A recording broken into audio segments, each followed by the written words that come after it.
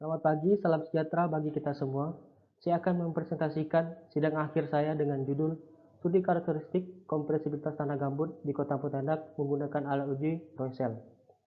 Pembimbing utama, Insinyur Ahmad Faisal, DA. Pembimbing kedua, Ibu Vivi Baktiar, STMT. Penguji utama, Dr. Engineering Insinyur Eka Priyadi, MT. Penguji kedua, Insinyur Aprianto, MSc. Seperti yang kita ketahui, aktivitas pembangunan konstruksi di Indonesia saat ini sebagian berada di daerah lahan gambut, khususnya aktivitas pembangunan di daerah Pontianak, di mana lahannya sebagian besar berupa tanah gambut. Banyak masalah yang dihadapi apabila mendirikan suatu konstruksi bangunan berupa gedung, bangunan air, dan jalan di atas tanah gambut. Di samping itu juga, biaya pemeliharaannya juga mahal. Salah satu karakteristik tanah gambut adalah perilaku pemampatan atau kompresibilitas tanah gambut yang berbeda dengan tanah lampung. Sifat kemampuan pemampatan yang sangat tinggi serta memakan waktu yang lama selama berlangsungnya proses pemampatan tersebut. Demikian juga dengan karakteristik permeabilitas yang sangat besar dan ketebalan lapisan gambut yang bervariasi. Salah satu akibatnya banyak kerusakan konstruksi dalam waktu yang relatif cepat dari umur rencana. Konsolidasi merupakan salah satu aspek yang digunakan dalam bidang geoteknik untuk mengetahui tegangan stres dan daya rembes permeability. Apabila suatu beban dikerjakan pada deposit tanah, baik berupa beban bangunan ataupun struktur lainnya, maka akan terjadi deformasi pada tanah. Hasil deformasi total vertikal pada permukaan dari pembebanan disebut penurunan settlement. Uji pemampatan tanah di laboratorium pada media tanah lunak penting untuk dilakukan, guna dapat memperkirakan parameter penurunan serta parameter-parameter yang diperlukan untuk memahami lebih jauh perilakunya. Seperti yang kita ketahui, gambut mempunyai perilaku yang sangat berbeda dengan tanah pada umumnya. Maka parameter regangan strain sangat menentukan besarnya penurunan yang terjadi disebabkan analisa besarnya penurunan didasarkan pada besarnya regangan. Dengan demikian, perilakunya didekati dengan suatu asumsi bahwa mekanisme pemampatan berupa rangkaian kejadian tegangan-regangan waktu. Maka permodelan digunakan pendekatan model relogi. Oleh karena itu, uji pemampatan tanah gambut ini menggunakan sel konsolidasi Roe dengan sistem drainase 1 arah, sehingga mampu mengukur perubahan tekanan hypori yang terjadi pada dasar sel Roe. Serangkaian uji konsolidasi ini menggunakan alat uji Roe cell. Sel konsolidasi Roe yang dikembangkan di Universitas Manchester, yang dikembangkan oleh Roe dan Barden pada tahun 1966. Dan analisa yang digunakan untuk pengujian ini merupakan model relogi Gibson dan Low yang dikembangkan oleh Edel dan Dowen untuk mendapatkan karakteristik konsolidasi tanah gambut. Maksud dan tujuan dari penelitian ini adalah untuk mengamati dan menganalisa karakteristik konsolidasi tanah gambut dengan menggunakan sel Roe yang meliputi 1. Perilaku teknis dari pemampatan primer, sekunder, dan tersier pada tanah gambut.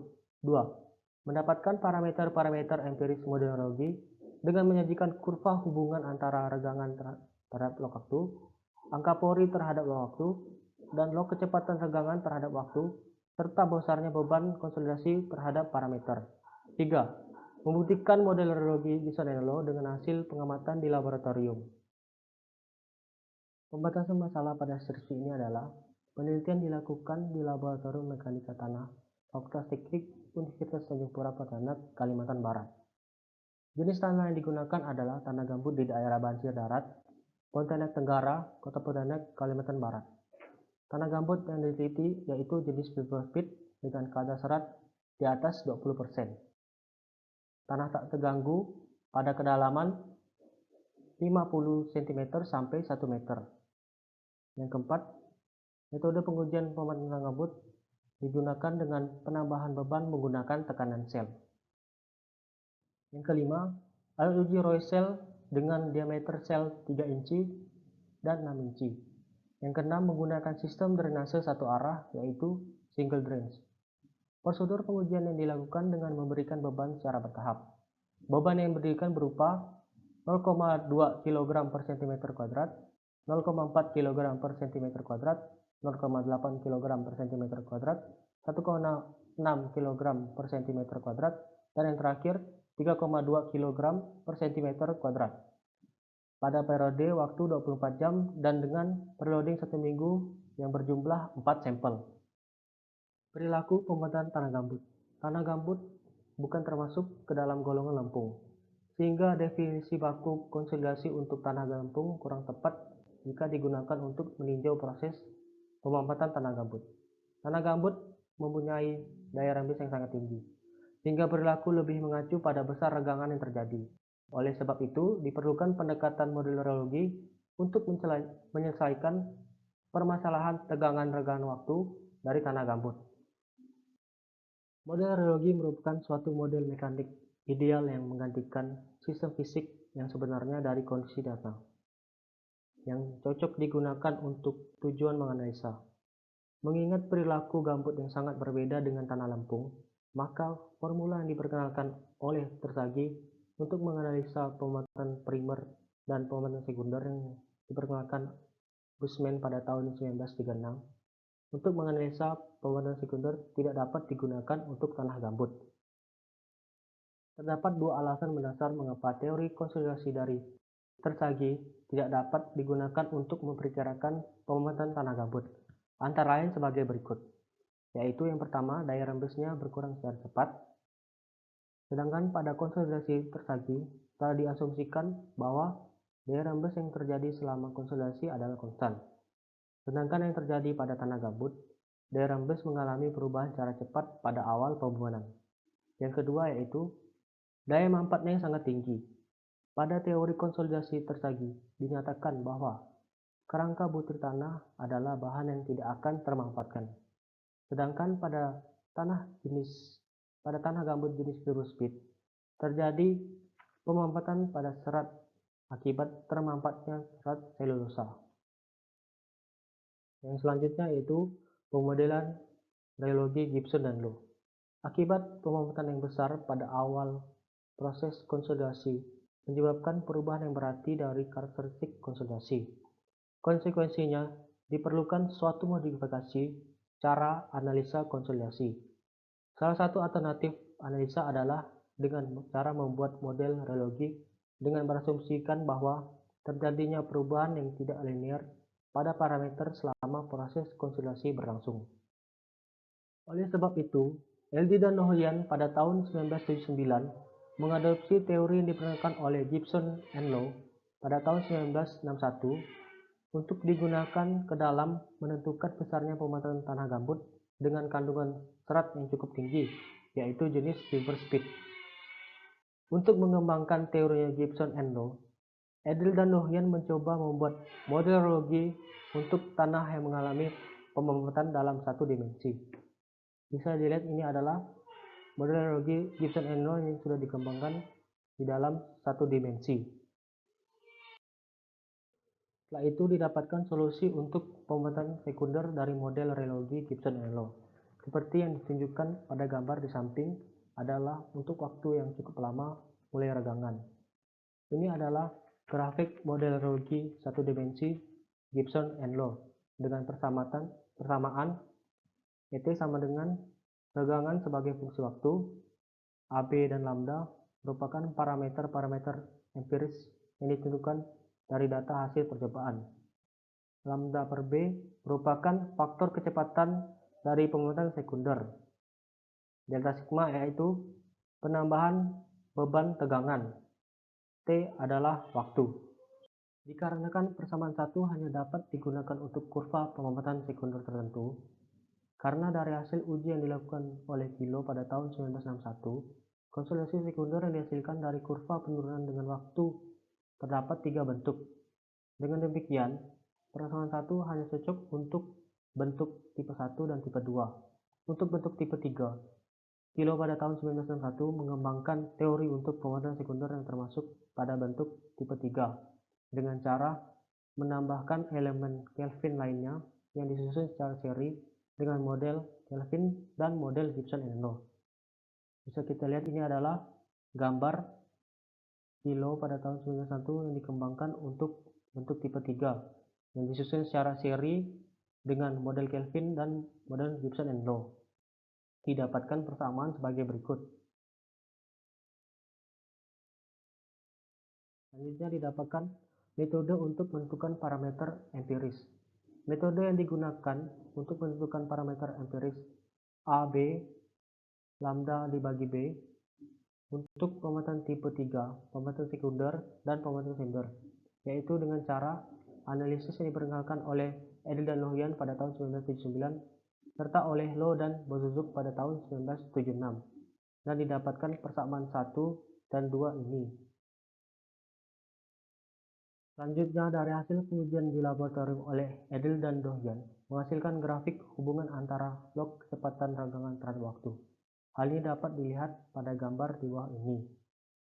Ini adalah prosedur untuk menentukan parameter empiris A, B, lambda dibagi B.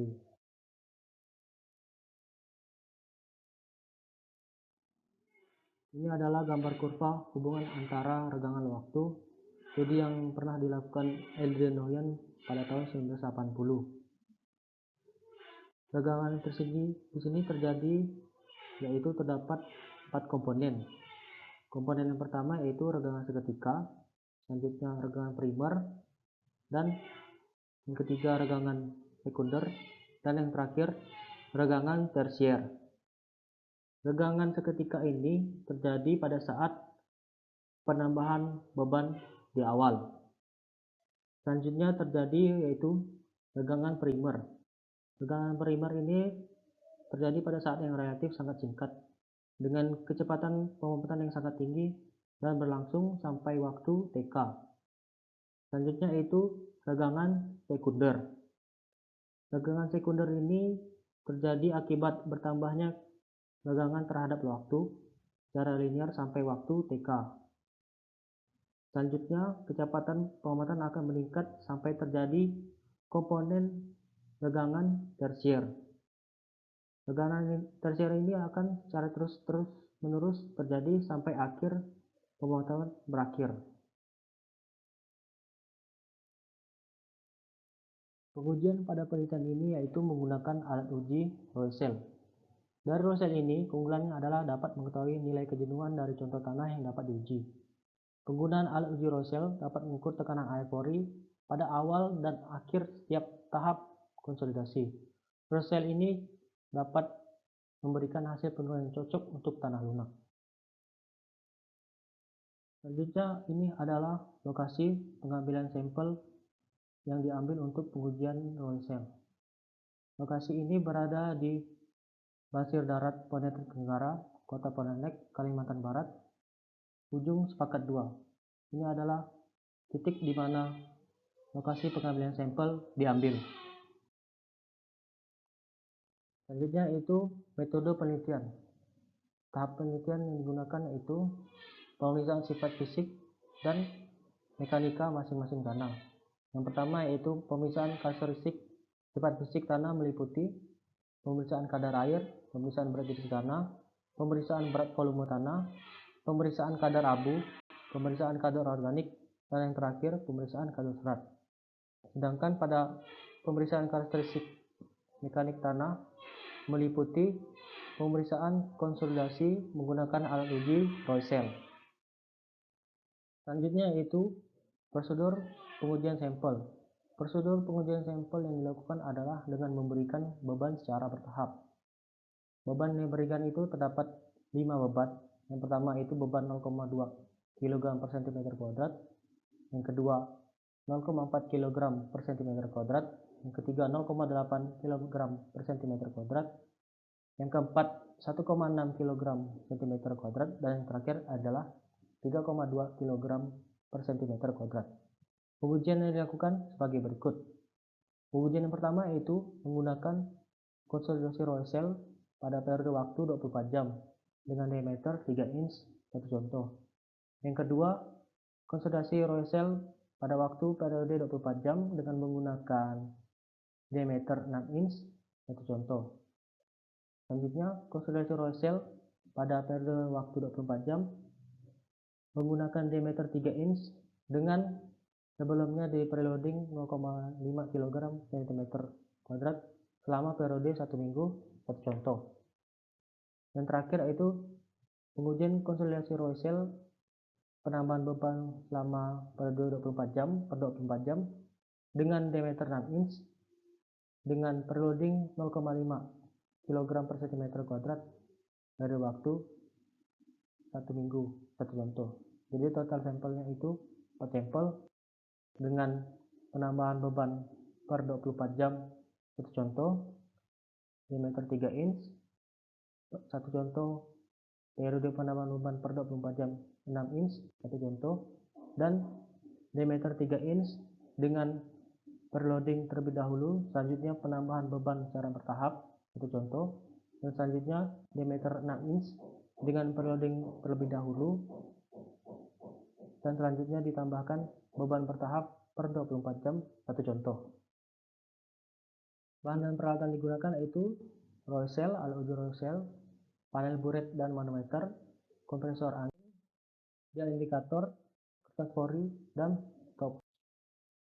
Ini adalah diagram akhir kegiatan pengujian konsultasi menggunakan alat uji roll cell. Kegiatan awal yaitu perangkaian alat roll cell, instalasi alat ukur, yang ketiga pengambilan contoh tanah, selanjutnya pengujian penjenuhan contoh tanah, pengobatan tanah gambut dengan roll cell. Selanjutnya konsolidasi roll cell terdapat dua diameter, yaitu diameter 3 inch dan diameter 6 inch. Selanjutnya menggunakan periode pembebanan per 24 jam dan kombinasi pembebanan satuan energi, yaitu diperloading terlebih dahulu dengan beban 0,5 kg cm kuadrat dan ditambahkan beban bertahap per 24 jam. Selanjutnya didapatkan hasil analisa, yaitu yang didapatkan parameterologi A, B, dan lambda per B, 1 per lambda, C alpha 1, C alpha 2, dan lain-lain. Dan yang kedua yaitu didapatkan verifikasi hasil lab dengan model reologi. Selanjutnya dilakukan pembahasan dan kesimpulan dasaran. Selanjutnya ini adalah diagram akhir penulisan skripsi ini. Dimulai dengan permasalahan tanah gambut memiliki kadar air yang tinggi, kadar organik yang tinggi, nilai rembes yang tinggi. Selanjutnya mencari studi literatur.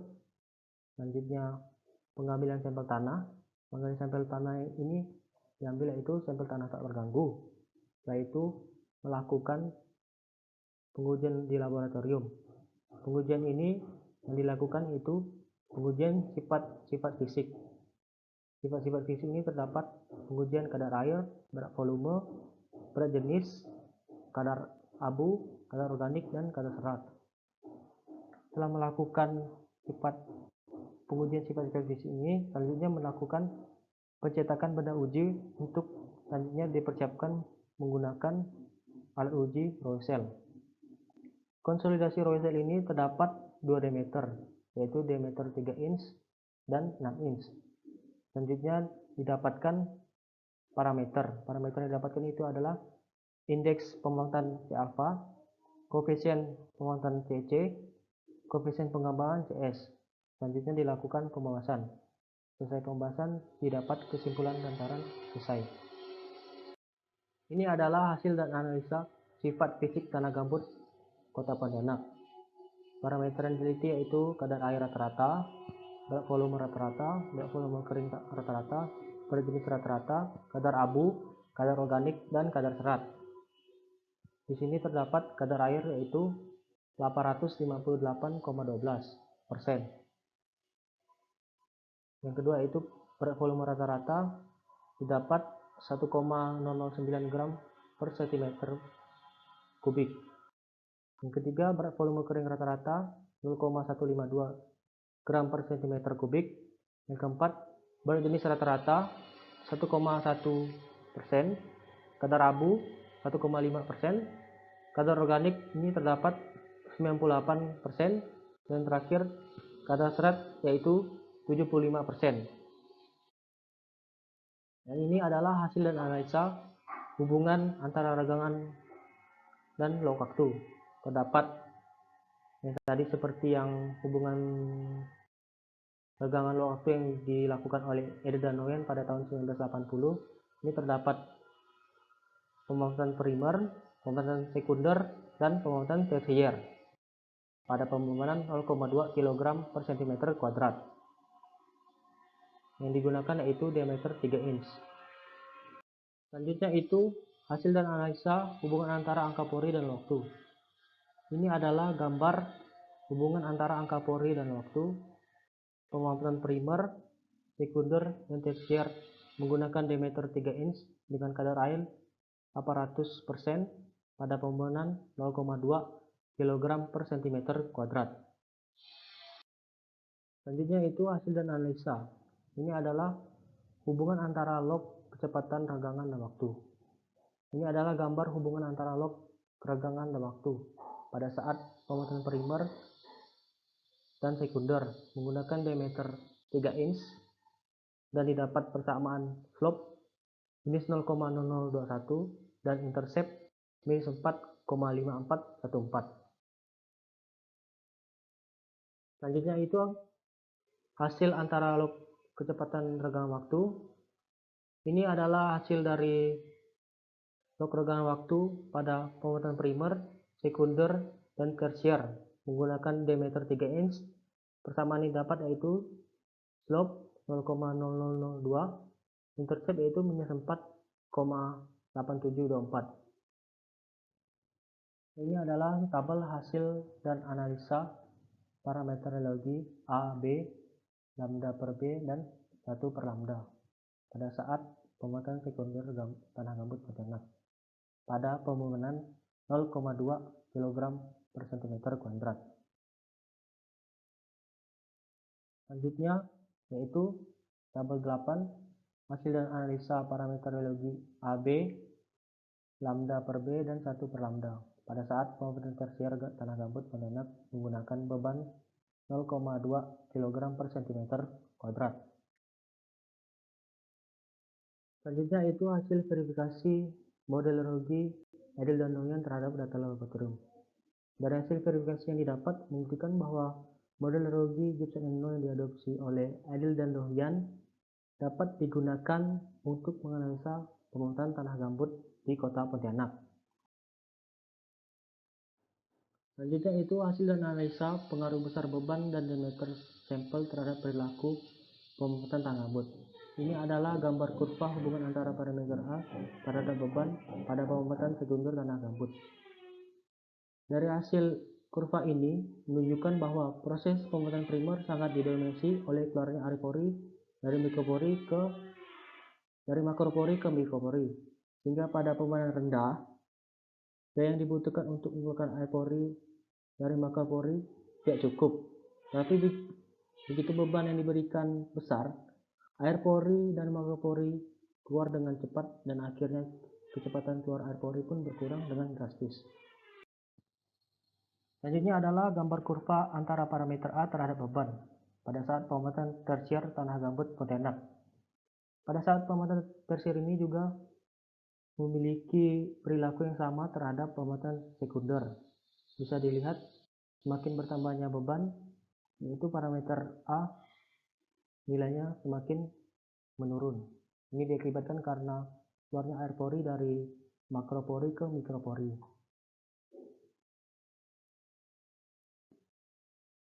Selanjutnya kurva hubungan antara parameter B terhadap beban pada pemantauan sekunder tanah gambut Pontianak.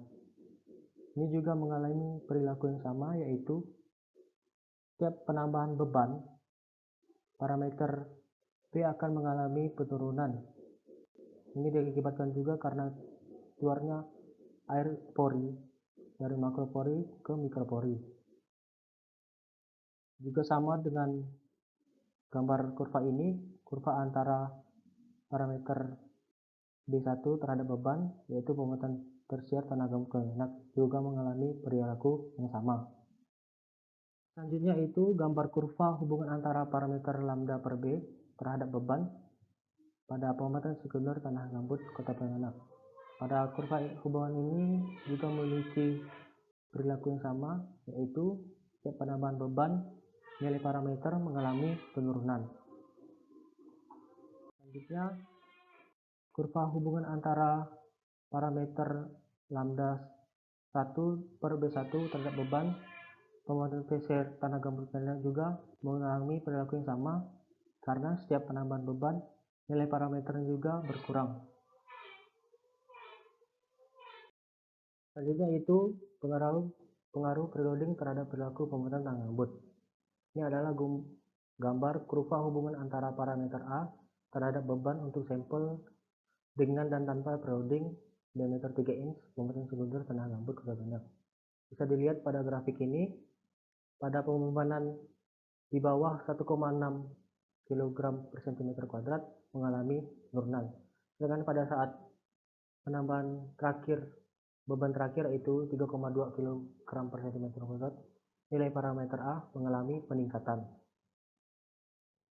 Selanjutnya yaitu kurva hubungan antara parameter A terhadap beban untuk sampel dengan dan tanpa preloading diameter 3 inch pemotongan tersier tanah gambut enak. Bisa dilihat pada kurva hubungan antara parameter A terhadap beban. Pada ujung pembebanan maksimal yaitu sebesar 3,2 kg per cm kuadrat mengalami penurunan. Sedangkan pada saat beban 0,2, 0,4, dan 0,8 mengalami kenaikan nilai parameter A.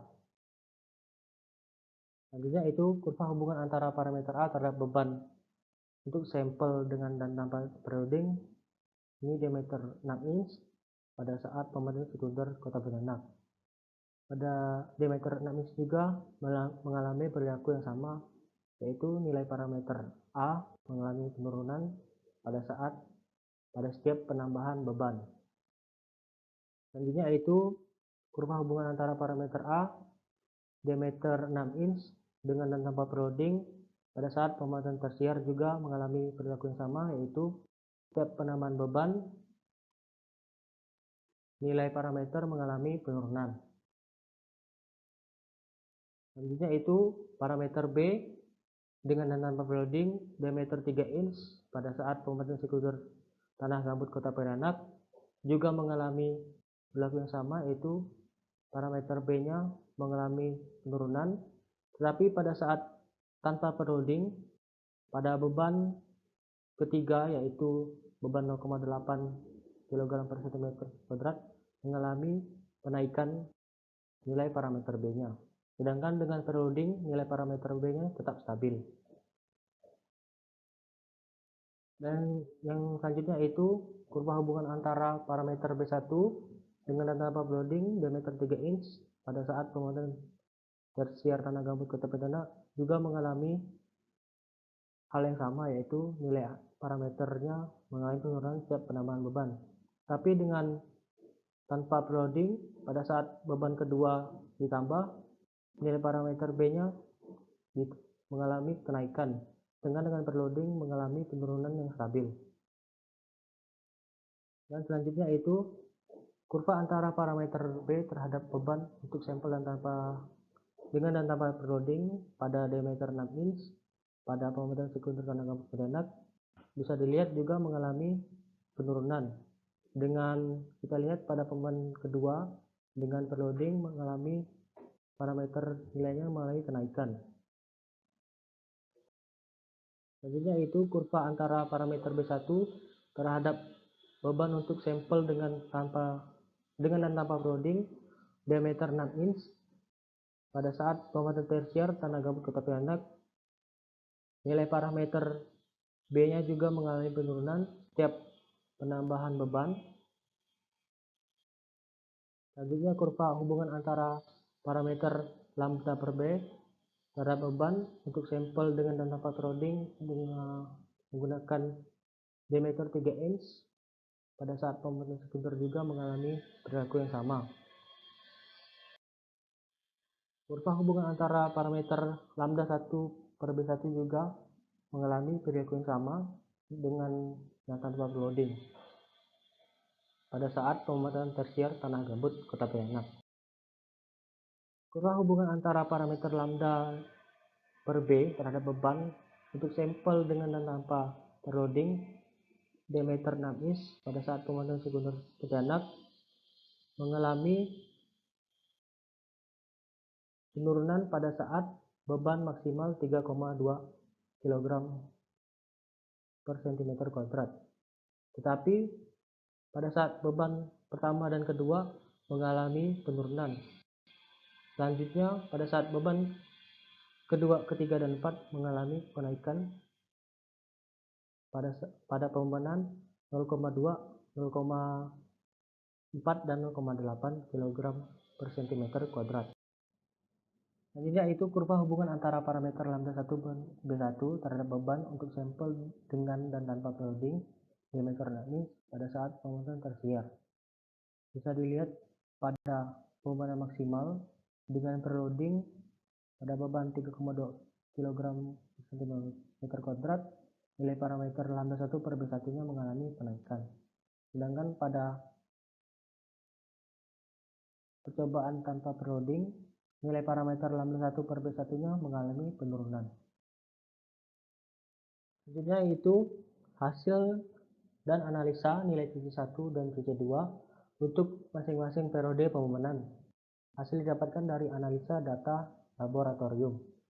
Nilai CC1 rata-ratanya sama dengan 2,2700, sedangkan nilai CC2 rata-ratanya sama dengan 4,917, dan untuk indeks pengembangan CS rata-ratanya sama dengan 0,00462 cc.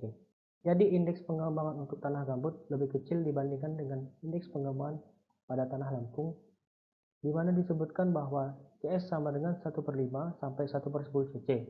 Hal ini dikarenakan struktur tanah gambut yang terdiri dari serat-serat organik, hingga kalau sudah termanfaatkan, kemungkinan untuk mengembang lagi kecil karena semakin kecil ruang pori yang tersusun dan hancurnya serat-serat gambut. Ini adalah gambar kurva hubungan antara angka pori dan log tegangan pada saat periode pembebanan 24 jam, diameter 3 inch dan 6 inch. Bisa dilihat pada nilai pengembangan CS-nya kecil dikarenakan semakin kecilnya ruang pori tersusun. Selanjutnya, kurva hubungan antara angka pori dan log tegangan periode pembebanan 24 jam, diameter 3 inch tanpa preloading dan dengan preloading. Juga sama halnya dengan grafik sebelumnya, yaitu nilai CS pengembangannya kecil karena semakin kecilnya tersusun ruang pori. Selanjutnya ini adalah kurva hubungan antara angka pori dan log tegangan periode pembebanan 24 jam, diameter 6 inch tanpa preloading dan dengan preloading. Juga sama halnya dengan berlaku dengan diameter 3 inch dengan memiliki nilai CS yang mengecil. Selanjutnya itu kurva hubungan antara pemampatan delta H dengan tegangan periode pembebanan 24 jam, diameter 3 inch dan 6 inch. Bisa dilihat hal pada grafik menunjukkan bahwa pada saat beban rendah, pemanasan didominasi oleh keluarnya air pori sehingga pemanasan akan membesar. Sejalan dengan makin bertambah banyaknya air pori yang keluar dengan bertambahnya beban yang diberikan.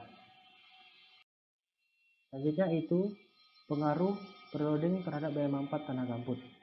Kurva hubungan antara pemanasan delta H dan tegangan pada saat periode pembebanan 24 jam, diameter 3 inch tanpa preloading dan dengan preloading. Pada saat tanpa preloading, nilai pemanfaatan delta H-nya mengalami penaikan juga, dan sama halnya juga dengan preloading juga mengalami penaikan. Tapi pada saat beban maksimal 3,2 kg per cm kuadrat mengalami penurunan.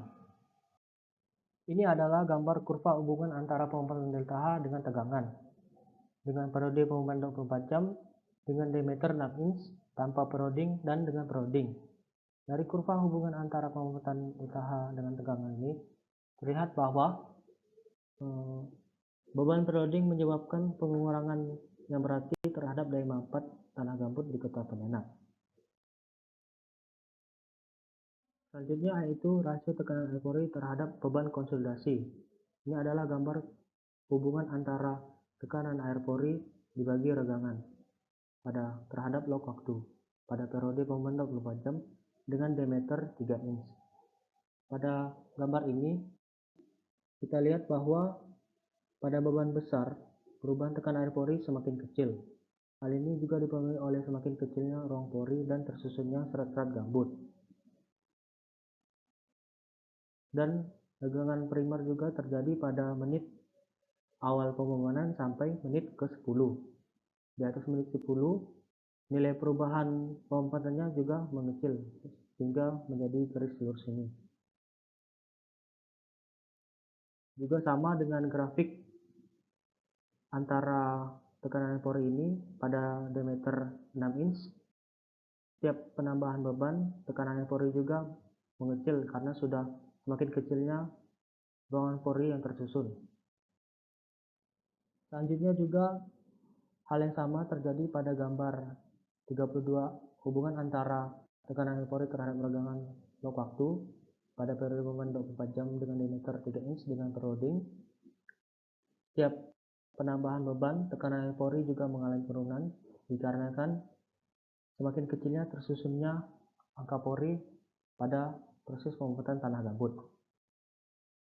Selanjutnya juga hubungan antara tekanan pori dan regangan terhadap log waktu pada periode beban 24 jam dengan diameter 6 inch dengan per-loading juga memiliki hal sama karena semakin meningkatnya beban, semakin kecilnya ruang pori untuk tersusun, hingga untuk setiap penambahan beban, tekanan air pori tidak akan berpengaruh.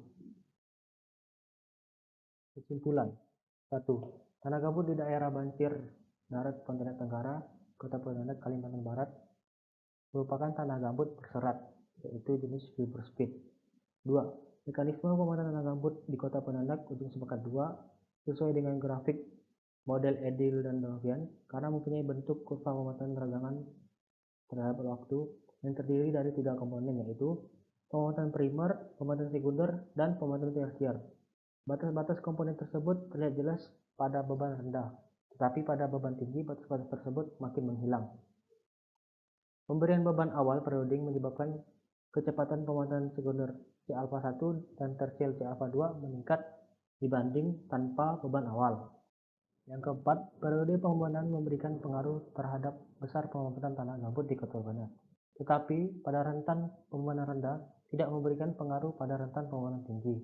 Yang kelima, pemberian beban awal per-loading menyebabkan pengurangan berarti pada tanah gambut Kota Pontianak. 6. Pada semua pengujian dapat dilihat bahwa pembuatan primer terjadi pada menit-menit awal. Maka penggunaan sistem perbaikan tanah gambut di lapangan untuk Kota Pontianak dianjurkan menggunakan sistem per-loading. 7. Kecepatan pembuatan sekunder C-alpha 1 dan tersier C-alpha 2 untuk tanah gambut Kota Pontianak secara umum bertambah besar untuk rentan beban rendah, tetapi kemudian menurun dengan bertambahnya beban.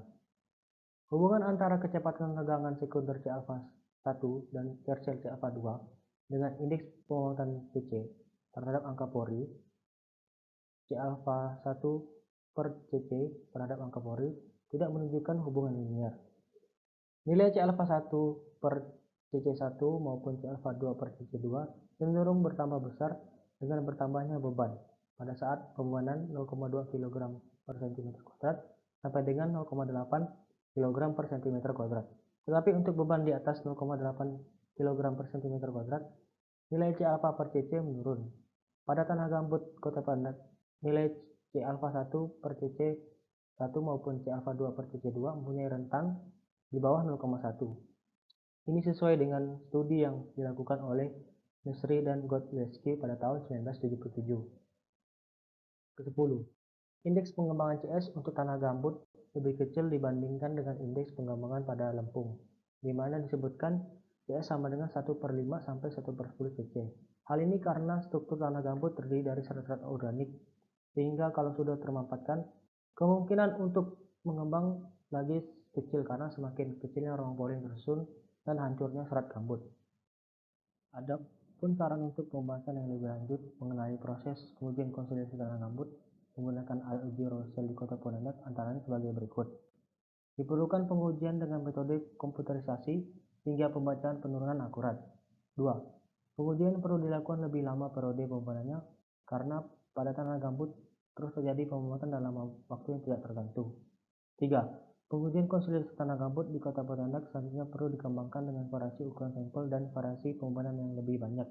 untuk mendapatkan parameter-parameter empiris yang lebih baik. Demikian presentasi dari saya. Atas perhatiannya saya ucapkan terima kasih.